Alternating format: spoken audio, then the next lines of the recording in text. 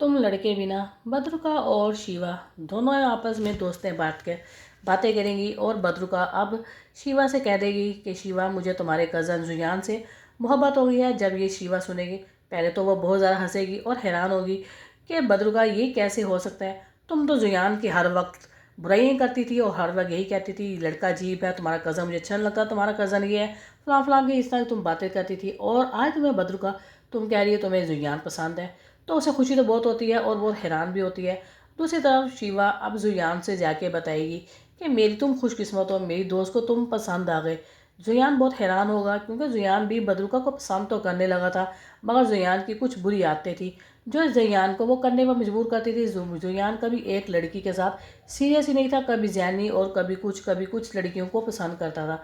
मगर जुयान जब सुनेगा शिवा के मुंह से ये बात कि उसने बद्रुका के बारे में मुझे बताया कि वह मुझे लेकर सीरियस है, मगर जुयान कह देगा शिवा को, देखो मुझे इस बात से कोई इंटरेस्ट नहीं है।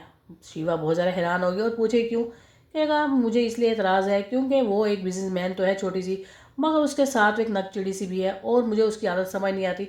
कभी कुछ वो करती है, इस वजह से मैं उस पर फोकस नहीं कर सकता।